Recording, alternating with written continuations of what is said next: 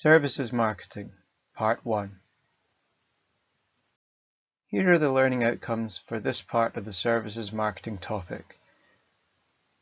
We'll start by paying attention to the scope and definition of services. What are services and how is the term used and applied? We are then going to drill deeper and look at what makes them different from goods. What is a service? In economic terms, a service is the non-material equivalent of a good. Now that's an inverse definition, which is often not very helpful as a definition. It's a bit like saying a cat is a non-dog equivalent of a four-legged mammal. It's a good start, but it doesn't really tell us exactly what a cat is. In more useful definitions, service provision has been defined as an economic activity that does not result in ownership, for example, going to see a psychologist. And this is what makes it different from providing physical goods, for example, a pair of socks or a shirt.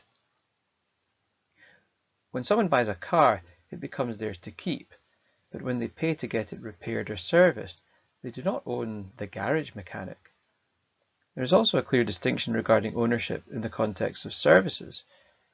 It is also claimed that a service is a process that leads to some sort of benefit by facilitating a change in a customer, a change in their physical possessions, as it would be with a car service, or a change in their mood.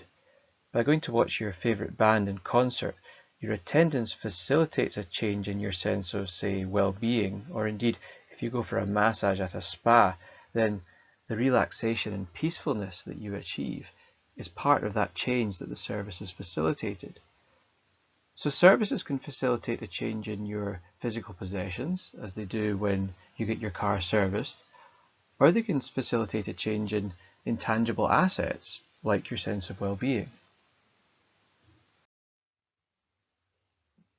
This is how Baines et al. 2008 defines services. A service is any act or performance offered by one party to another that is essentially intangible. Consumption of the service does not result in any transfer of ownership, even though the service process may be attached to a physical product.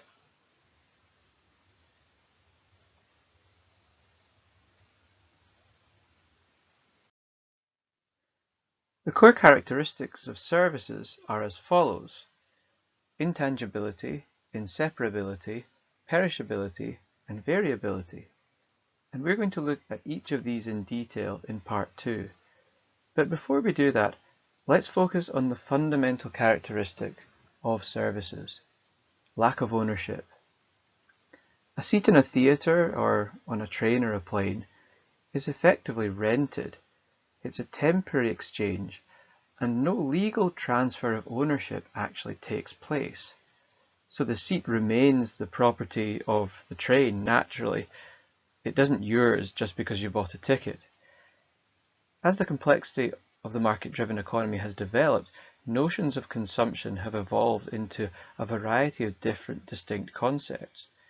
So if you take, for example, the music streaming platform Spotify, if you pay for a premium subscription on Spotify, you can download and enjoy the music you like wherever and whenever you choose.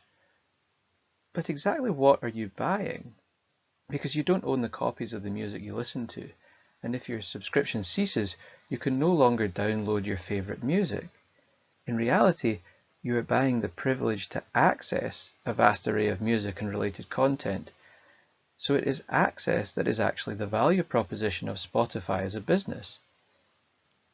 So from a production consumption perspective, you're not consuming the Spotify product because the product itself is really a vehicle through which you get access to another product, the music. The thing that you're paying for is not the music itself. Ownership of the music has not transferred to you. In buying the service, you've bought access.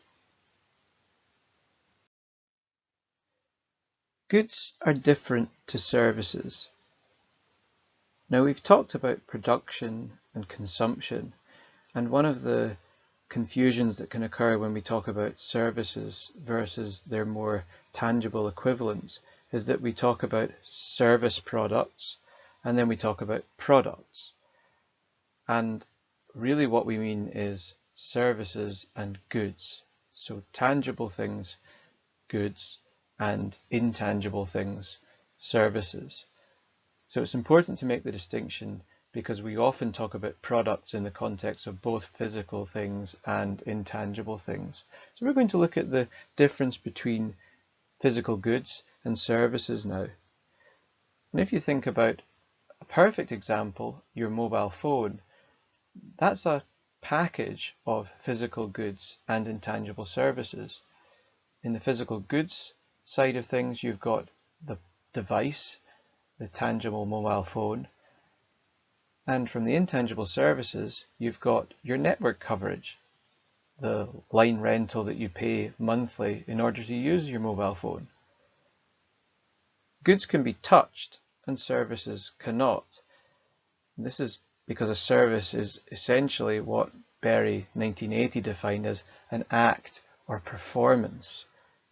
So a service can be felt, examined, put in a bag. A good cannot. Goods can be stored and services cannot. This is because a service is consumed at the point where it is produced. For example, watching a play at a theatre, learning maths at school, or going on holiday.